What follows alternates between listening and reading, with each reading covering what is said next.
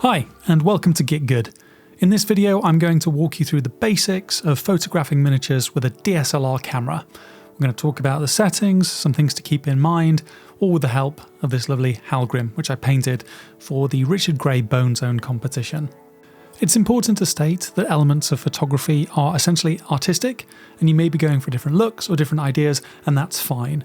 What I'm here to do really is help you walk through the basics, explain a few concepts, and ensure that when you come to take a picture with your DSLR, that the end result is lovely. Okay, let's get into it. It's worth stating for this video that I'm using a Panasonic GH5. I bought this camera used, it's a really good camera. I do think the used market for cameras is really good, and pretty much any camera body you buy will see you in good stead for taking photos of miniatures. What's more important is the lens. Now I'm using what equates to roughly a 70mm lens for this, and I'll just explain what that does now. So the two photos you're looking at here are the same camera body, the same subject, the same lighting, but different lenses. You can see a 20mm on the left and a 70mm on the right, and you can see how different they are. In my opinion, much of what we're trying to do in miniature photography is get the end result, the end picture, as close to how the model looks in hand. And while you can't directly compare the human eye to a camera lens, anything in the 50mm to 100mm range is going to give you a good balance in terms of capturing the right detail, not distorting things, and letting you take a nice close-in photograph. So that's what I'd recommend in terms of your lens. So you have your camera body and your lens. Now it's time to set up the right lighting environment.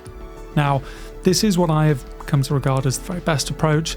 You have a top light, your brightest light, which is angled roughly 45 degrees onto the miniature you're taking the photo of. And then you have two lights in the front, angled up, which is essentially lighting all of the front of the miniature. When you've got this right, you'll see that you're throwing a lot of light onto the miniature, but that there are no shadows which are hiding any of your paintwork. Here's how this looks on my painting desk. I can only apologise for how untidy it is, but you can see I'm using my main painting light, that's one of the red grass lights, to provide the 45-degree angle from the top, and then two little cheap LED lights to provide that lighting from the front. The camera is then positioned between those two lights. All of the miniature is now lit and ready to take photos of. Now, there are three settings that we really need to pay attention to when we're taking our photographs, and they are typically represented in most cameras on the back in the viewfinder. You can see I've labelled the ones on the GH5 here. The critical ones are the aperture, the shutter speed, and the ISO. There is also something called metering, which gives you a sense of how exposed your image is, whether it's overexposed or underexposed. If you've never heard of the term exposure before, it basically tells you how bright or dark your image are. And what we want is essentially a perfect exposure where all the details are captured and nothing is blown out, essentially so white that we're losing detail. Metering will give you a sense of this, but depending on your backdrop and a few other factors, it may not be perfect, but it's useful to use as a guide. So we're hunting for a great photo of our miniature, and to do this we want an image that is the right exposure, that captures all the detail of the miniature and isn't full of noise, essentially digital artifacts that make the image look fuzzy or grainy. And to do that, we're going to manage three core settings. These are the aperture, the shutter speed, and the ISO. Now, each of these interacts with the other, so I'm going to break it down bit by bit so that you understand all the settings. So let's start with the aperture. And the aperture is represented in what's called the f-stop. f1 is a very open aperture. Essentially, the iris of the lens is letting as much light in as possible. And something on the other scale, I gave the example here of f22, is very close, so it's not letting anywhere near as much light in. Now, as the f-stop lowers and the lens opens up more, we let more light in, so the image gets brighter. As we close it, we let less light in, the image gets darker. But there's another thing that happens when we do this. When we open that lens up and increase the light that's let into the camera, we also make the depth of field, the area in focus, shallower. So let's see how that looks in practice. Here I've taken a photograph with the widest aperture that my lens will support, which is f1.7. and you can see that the Halgrim is really nicely lit, but the focus area is quite narrow. I can see the face, the main armor, elements of the cloak, and certainly a lot of the base is out of focus.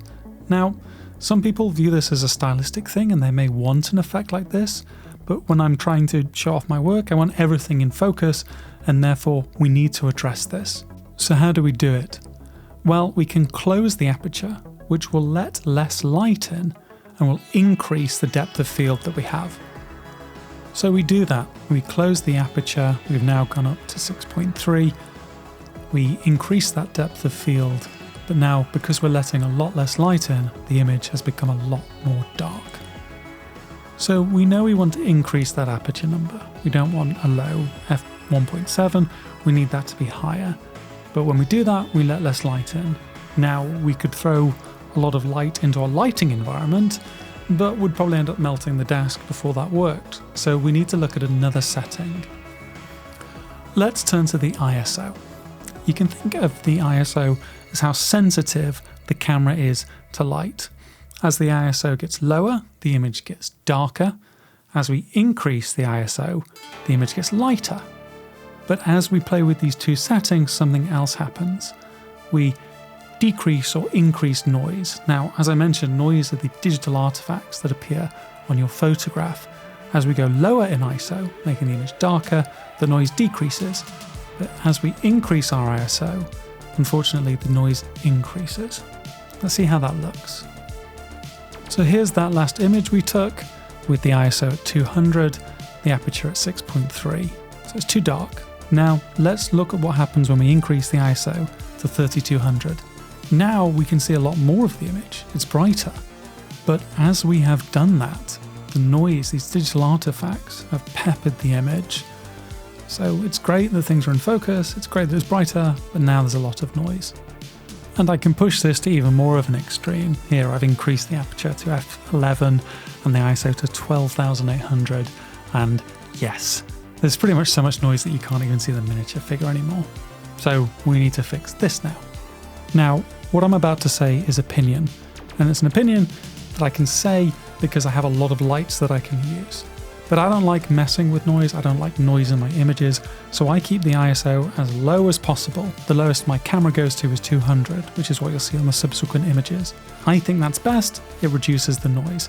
However, if you were trying to take photos and you didn't have a lot of LED lights, if you didn't have a lot of light that you could throw at the miniature, you may need to increase the ISO to ensure that the image is bright enough, even after we play with the next setting. And that setting is the third setting that completes our triangle, the shutter speed, measured in seconds. At the very top, 1 second, a full second of exposure, and at the very bottom, 1/2000th of a second. Now, as we increase the shutter speed, we let more light into the image as the sensor has essentially a longer time to look at the image being created. And as we decrease the shutter speed, the image gets darker. But as we do this, as with the other things, another variable is created, which is motion. Now, we're taking still images, so you may be wondering why that matters. But basically, unless you are taking a picture with a perfectly still camera, motion will come into it. If you are holding the camera in your hands and you took a photo that exposed over a second, your hands would move and the image would be blurry and juddery. That's not useful. So that's why it's really important when we're playing with shutter speed. And to be honest, I think it's really important for your shooting environment anyway, that you use a tripod and a camera timer so that you can press the button, leave it to count down, and then when the image is taken, the camera is perfectly still, so we don't have to worry about any motion blur. Let's see how that looks. So I've set the ISO back to 200, I've put the aperture to 1.7, and the shutter speed to 1/125th of a second. We're letting a lot of light in, and you can see I've overexposed the image. It's now too bright. A lot of detail has essentially been lost in the whites. Much like when it's underexposed, a lot of the detail is lost in the darks. So we need to address this.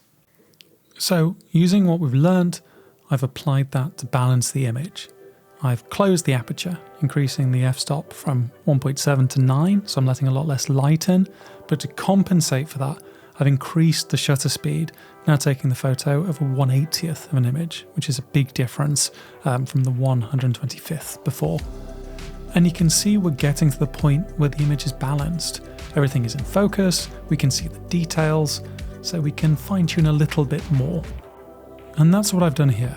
I've taken the aperture to 10, I've increased the shutter speed to 1/50th, and I'm getting essentially the exposure that I want. This is the photo that I wanted to take at the very start, now that I've balanced those three settings.